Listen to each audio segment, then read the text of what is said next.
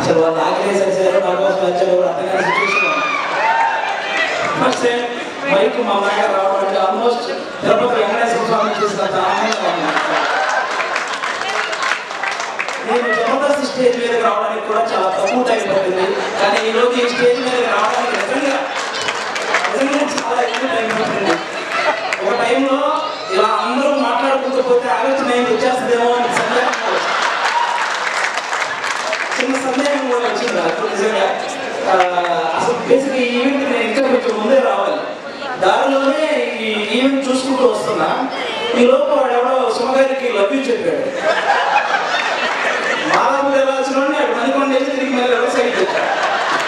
ఎందుకంటే రాజీవ్ కనకరావు గారే ధైర్యం చేయదు సుమగారి అలాంటిది అతను ధైర్యం చేశాడు. అది సీరియస్గా సాహసాలే చెప్పాలి. ఓకే, ఈ సినిమా మళ్ళీ చెప్తానండి. ఓకే, ఈ సినిమాలో నేను చేయలేదు. ఈరోజు ఈ ఫంక్షన్కి రావడానికి ఒకే ఒక్క రీజన్, మా నాగబాబు గారి అమ్మాయి ప్రొడ్యూస్ చేసింది కాబట్టి ఈరోజు ఇక్కడికి రావడం జరిగిందండి. అంటే ఆయన తన తమ్ముడు కళ్యాణ్ గారి గురించి తప్ప తన గురించి ఏమాత్రం ఆలోచించుకోకుండా నిస్వార్థంగా పనిచేసి తన తమ్ముడు సక్సెస్ లో ఆయన కూడా భాగమైన మా నాగబాబు గారి అమ్మాయి ప్రొడ్యూసర్ గా చేశారు కాబట్టి ఈరోజు ఇక్కడ రావడం జరిగింది. అంటే మెగా ఫ్యామిలీ అనగానే వాళ్ళు చూస్తే చాలు అనే ఫీల్ ఉన్న మాలాంటి చిన్న చిన్న ఆర్టిస్టులకి నాగబాబు గారు మా అమ్మని దగ్గర కూర్చోబెట్టుకుని ఆయన చేతులతో అన్నం కలిపి తినిపించిన రోజులు ఉన్నాయి. అలాంటి మా నాగబాబు గారు అమ్మాయి ప్రొడ్యూసర్ గా చేసింది కాబట్టి ఇక్కడ రావడం జరిగింది. వాళ్ళ అన్నదమ్ముల గురించి ఎవరైనా తప్పుగా మాట్లాడితే ఆయన అడ్డుగా నిలబడి నన్ను ఏమైనా అన్నాడు కానీ నా అన్నదమ్ముల జోలికి మాత్రం రావద్దని ఒక గోడలాగా నిలబడి ఎప్పుడు వాళ్ళు కాపాడుకుంటూ వస్తున్న మా నాగబాబు గారు అమ్మాయి ప్రొడ్యూసర్ చేసింది కాబట్టి ఈరోజు ఇక్కడికి రావడం జరిగింది. అంటే ఎప్పుడు అన్నయ్య మంచితనం తమ్ముడు మంచితనం ఇవే మాట్లాడుకుంటూ ఉంటాం, కానీ వాళ్ళని మాకు ఇంత దగ్గరగా చేసిన మా నాగబాబు గారు మంచితనం కూడా మీ అందరికీ తెలియాలి, అందుకే ఈరోజు చెప్తున్నాను అనమాట. ఇంకా మీ అందరికీ తెలుసు, నిహారిక గారు ఇప్పుడు కాదు ఒక 10 years బ్యాక్ మీకు ఒక స్క్రిప్ట్ చేశారు డి వర్సెస్ జబర్దస్త్ అని. అందులో నాగబాబు గారి క్యారెక్టర్ చేశారు నిహారిక గారు. ఆ స్క్రిప్ట్ నేనే రాశాను. ఫస్ట్ టైం ఒక టైమింగ్ అంటే ఎలా ఉండాలి, ఒక మంచి టైమింగ్ వేసేటప్పుడు ఆ మాడ్యులేషన్ ఎలా ఉండాలి, ఇవన్నీ కూడా నాకు ఒక రకంగా అలవాటైంది కూడా నిహారిక గారి టైమింగ్ చూసే. నాకు ఆ రోజు నేను స్క్రిప్ట్ రాసినప్పుడు ఆ విధంగా నిహారిక గారు అప్పటి నుంచి నాకు పరిచయం అన్నమాట. అంటే నిహారిక గారు వాళ్ళ పెదనాన్న గారి లాగే కొత్త టాలెంట్ ని ఎంకరేజ్ చేసే గుణం ఉంది, వాళ్ళ బాబాయ్ గారి లాగే అనుకున్నది సాధించే గుణం ఉంది, అలాగే వాళ్ళ నాన్నగారి లాగే ఎంత కష్టం వచ్చినా సరే నవ్వుతూ ముందుకెళ్ళే గుణం ఉంది. ఈ మూడు కలిపి ఉంది కాబట్టి ఈ రోజు ఇలాంటి సినిమా తీయగలిగింది. అంటే ఇంకో విషయం, వాళ్ళ బాబాయ్ గారి లాగే ట్రెండ్ ఫాలో అయ్యేది కాదు, ట్రెండ్ సెట్ చేసి 11 మంది హీరోలు పెట్టే ఒక సినిమా అంటే ఖచ్చితంగా ట్రెండ్ సెట్ చేసినట్టే. అవునా? 11 మంది హీరోలు అంటే ఇప్పుడు రీసెంట్ గా మన 11 మంది క్రికెటర్లు మన దేశానికి వరల్డ్ కప్ తెచ్చినట్టు ఈ 11 మంది హీరోలు మంచి విజయాన్ని అందించాలని మనస్ఫూర్తిగా కోరుకుంటున్నాను. మనకు 11 అంటే చాలా గుర్తొస్తాయి,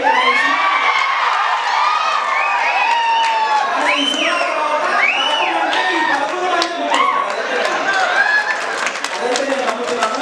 కాబట్టి అంటే ప్రతి ఊర్లో ఒక కమిటీ ఉంటుంది, ఆ కమిటీలో కుర్రాళ్ళు ఉంటారు. బేసిక్ గా సమస్యను క్రియేట్ చేసేది వాళ్ళే, సమస్యను సాల్వ్ చేసేది వాళ్ళే, అలాంటి కుర్రాళ్ళు అన్నమాట. అలా ప్రతి ఊర్లో ఉంటారు కాబట్టి ఈ కమిటీ కుర్రాళ్ళంతా మీరంతా ఒకసారి మీ ఊరోళ్ళందరికీ కూడా ఈ కమిటీ కుర్రాళ్ళు సినిమా చూపించాలని మనస్ఫూర్తిగా కోరుకుంటున్నాను. ఎందుకంటే ట్రైలర్ చూస్తే అర్థమవుతుంది, మీరందరూ ఈ సినిమా చూసినప్పుడు మేము కూడా ఇలా చేసేవాళ్ళం కదా అని గుర్తు చేసే క్యారెక్టర్లు ఉన్నాయి, మేము ఇలా ఎందుకు చేసాం అని ఆలోచింపజేసే క్యారెక్టర్లు ఉన్నాయి, ఇక నుంచి ఇలా చేద్దాం అని అనుసరించే క్యారెక్టర్లు కూడా ఉన్నాయి అనిపిస్తుంది ఈ సినిమాలో. కాబట్టి మీరందరూ కూడా ఈ కమిటీ కూడా సినిమా మీ ఊర్లో ఉన్న కమిటీ కూడా అందరూ ప్రతి ఊరు వాళ్ళని తీసుకెళ్ళి ఈ సినిమా చూడాలని మనస్ఫూర్తిగా కోరుకుంటున్నాను. అలాగే ఈరోజు ఇక్కడ ఈ సినిమా ఆశీర్వదించడానికి వచ్చిన మన ముగ్గురు గెస్ట్ హీరోలు అంటే వాళ్ళు కథ నేను సెలెక్ట్ చేసుకోవడం కాదు, కథ నన్ను సెలెక్ట్ చేసుకోవాలి అని ఫీల్ అయ్యే ముగ్గురు గెస్ట్లు ఇక్కడ ఉన్నారు మనకి. వాళ్ళ ముగ్గురు వైవిధ్యమైన సినిమాలు చేస్తూ వస్తున్నారు. ఇక్కడ ఆదేశించ గారు అయితే మామూలు ఎవరైనా సీట్లో కూర్చొని చూసే సినిమాలు, సీట్ ఎడ్జ్లో కూర్చొని చూసే సినిమాలు చేస్తుంటారు. అది మొత్తం అన్ని దృష్టిలో ఉంటాయి ఆయన ఏ సినిమా చేసిన. ఆయన ఇండస్ట్రీకి వచ్చినప్పుడు కొత్తలో ఆయన నేర్చుకుంది ఏంటంటే ఆ బాడీ ఎలాంటి సినిమా సినిమాలు చేయకూడదో తెలుసుకున్నాడు ఫస్ట్ ఆయన. ఆ తర్వాత ఆయన చేసిన సినిమాలన్నీ ఎలాంటి ట్రెండ్ సృష్టించాయో మీ అందరికీ తెలుసు. క్షణం కానీ, గూఢాచారి, ఎవరు, నేచర్, ఇలా చెప్పుకుంటూ పోతే అన్ని అంటే ఆయన సినిమాలు ఒక సపరేట్ ఫ్యాన్ బేస్ ఉంది.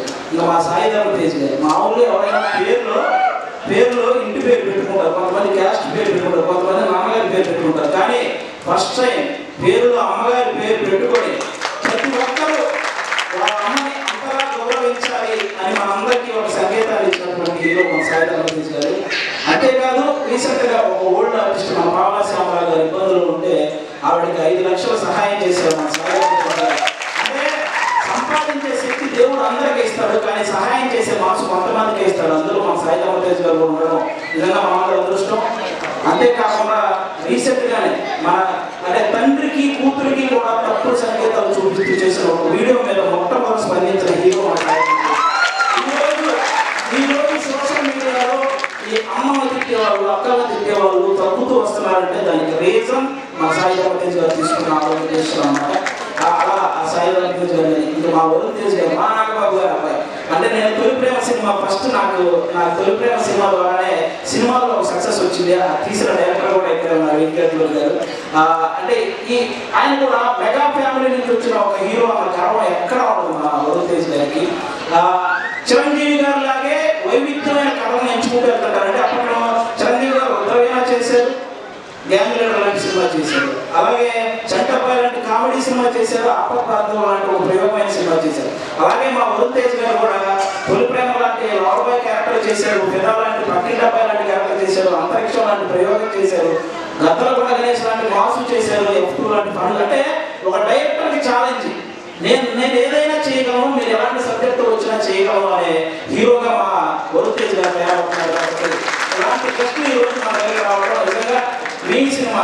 అలాగే ముఖ్యంగా ఇక్కడ ఈరోజు ఎవరైతే కుర్రాళ్ళు ఉన్నారో మొత్తం నేను బేసిక్ ఇక్కడ కొత్త కుర్రాళ్ళు అన్నారు, కానీ వాళ్ళు స్టేజ్ మీద మాట్లాడేది ట్రైలర్లో చేసింది చూస్తే ఈ ముందు ఉన్న వాళ్ళందరూ కొత్త కుర్రాళ్ళు అనిపించింది నాకు.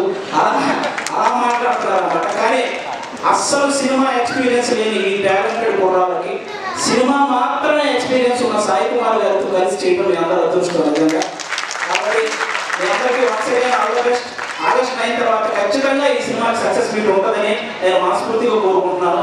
వన్స్ అగైన్ నిహారిక గారికి కూడా all the best and thank you.